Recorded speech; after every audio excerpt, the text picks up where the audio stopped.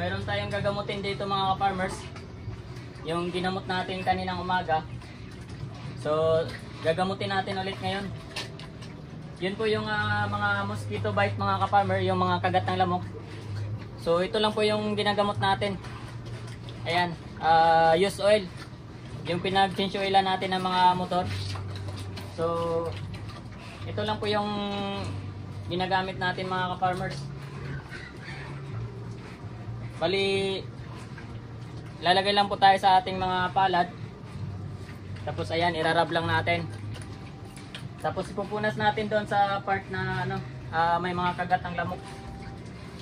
So, ito yung kanina, yung ginamot natin kaya ng umaga. So, bali, follow up na lang ito mga ka-farmers. At kaya na tanghali kasi, pinaliguan natin to. So, bali wala lang yung gamot na nilagay natin. Unlike ito na pag overnight natin na ilalagay, so mahaba yung oras ng pagkakalapat ng gamot. So 2 to 3 days lang to mga ka-farmers, yung gamutan nito. Gagaling na to kaagad. So kailangan matapusan natin dito. At tapos na silang kumain. At napakahirap nito pag tapos ng kumain at makukulit yung mga alaga natin.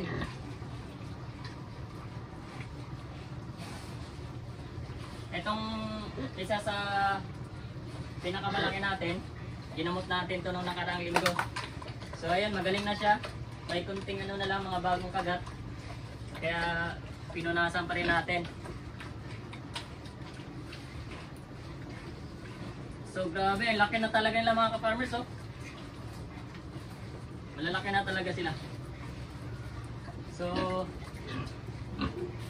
pero pang isa dito. So bali tatlo tong ginagamot natin ngayon mga ka-farmers.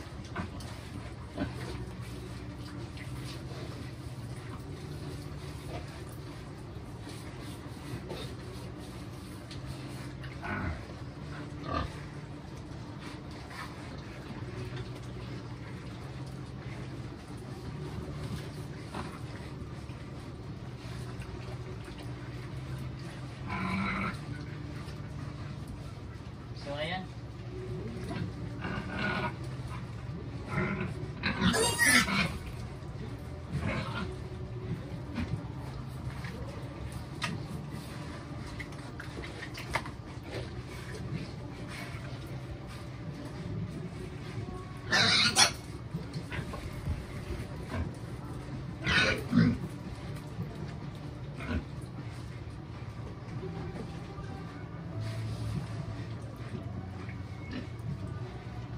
Grabe, busog na busog sila mga ka-farmers.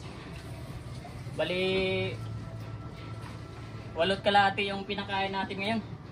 So, napakarami.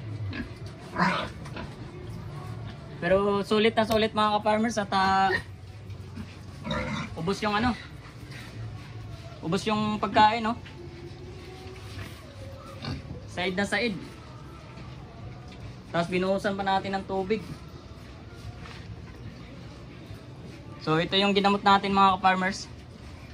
Ayan, makikita natin. Imagine mga ka-farmers yung gaano kalapad yung mga balikat nila.